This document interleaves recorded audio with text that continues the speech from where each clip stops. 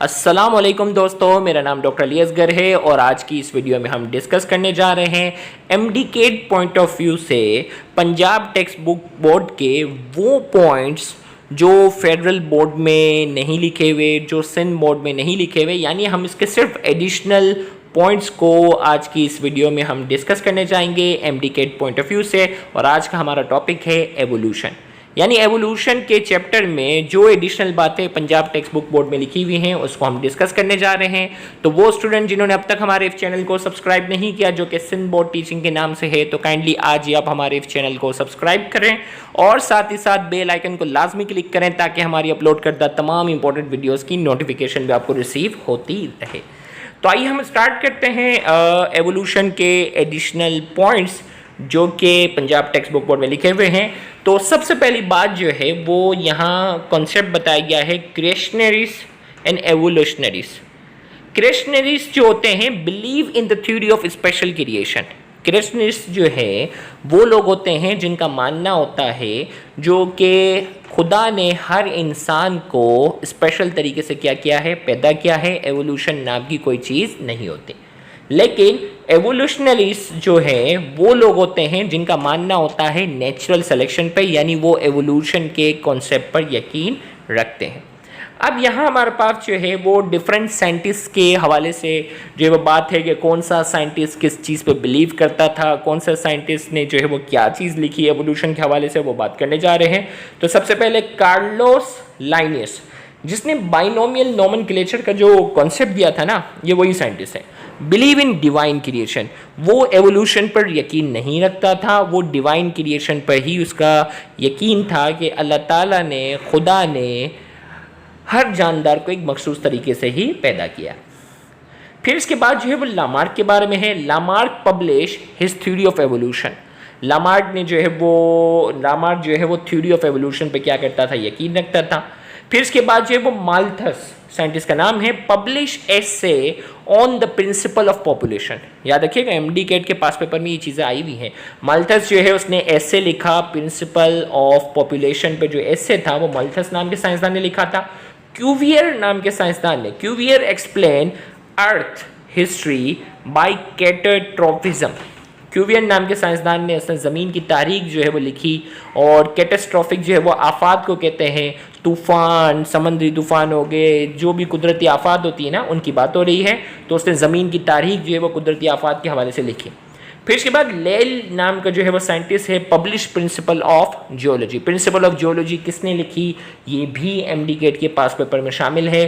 तो लेल नाम के जो है वो साइंटिस्ट ने जो है वो प्रिंसिपल ऑफ जियोलॉजी जो है उसने पब्लिश की। Darwin road his essay on the origin of species. Origin of species पर एसे किसने लिखा, डार्विन ने। जबकि ऊपर की जो लाइन थी वो क्या थी, प्रिंसिपल ऑफ पॉपुलेशन पर एसे किसने लिखा था, माल्थस ने। फिर इसके बाद जो है वो Mendel publish paper on inheritance. याद रखिएगा रिसर्च पेपर जो इनहेरिटेंस पर है वो कौन सा साइंटिस्ट ने लिखा था, वो मेंडल था। फिर इसके बाद Wallace sent his theory to Darwin. Wallace नाम के साइंसदान ने अपनी थ्योरी लिखी थी और उसने अपनी थ्योरी जो है वो डार्विन को सेंड की थी। तो ये जो है वो साइंटिस्ट के हवाले से कुछ बातें थी जो एमडीकेट के पास पेपर में आई हुई थी। तो इसीलिए मैंने पंजाब टेक्स्ट बुक बोर्ड की ये सारी बातें पॉइंट बाय पॉइंट लिख दी है कि आप भी इन चीज़ों को याद कर लें।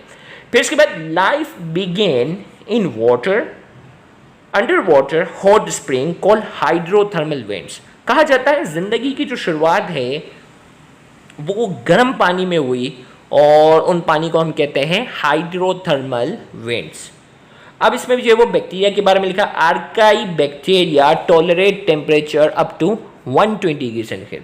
बैक्टीरिया की टाइप है, यू बैक्टीरिया होता है, आर्काई बैक्टीरिया होता है। तो यहाँ बताया जा रहा है आर्काई बैक्टीरिया जो है जो टॉलरेट कर सकते हैं 120 डिग्री सेंटीग्रेड का टेम्परेचर। ये भी पंजाब टेक्स्ट बुक बोर्ड की लाइन है।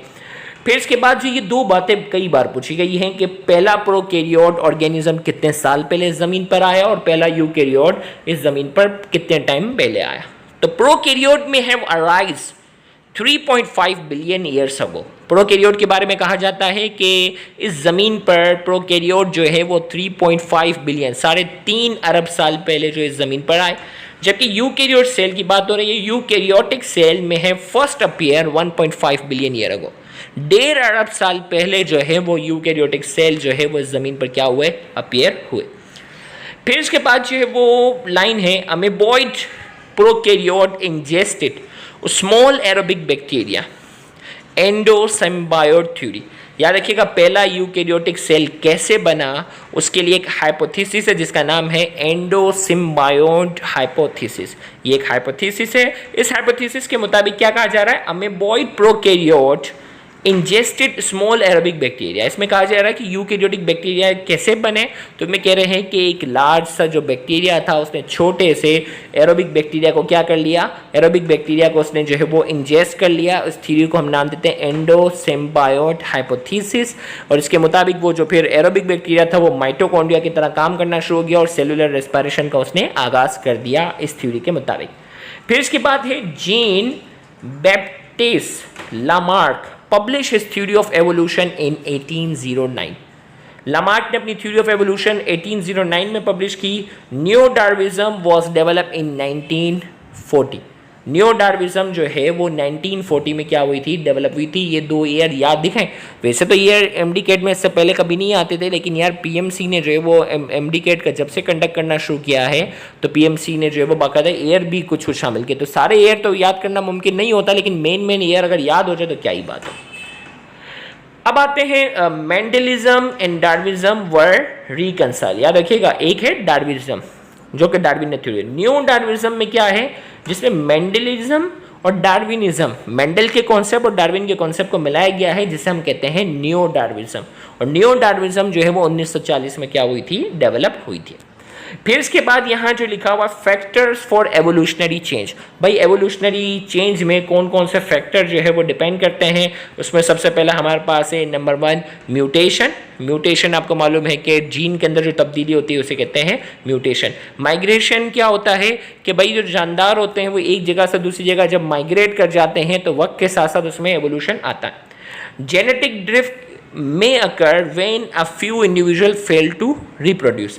अब जेनेटिक ड्रिफ्ट क्या है कि भाई एक पॉपुलेशन थी, अब किसी भी वजह से वो अपनी न्यू जनरेशन को रिप्रोड्यूस करने में क्या रही, नाकाम रही, तो उसका जीन जो है वो आने वाली नस्ल में क्या हो जाएगा, न्यू जनरेशन प्रोड्यूस नहीं हुई तो उस पॉपुलेशन में आहिस्ता आहिस्ता उस वैरायटी का जीन जो है वो खत्म हो जाएगा। तो वो भी एवोल्यूशन में किरदार अदा करता है।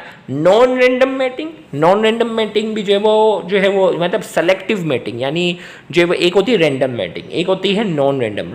नॉन रैंडम का मतलब हम दूसरे अल्फाज में कहते हैं सेलेक्टिव मैटिंग।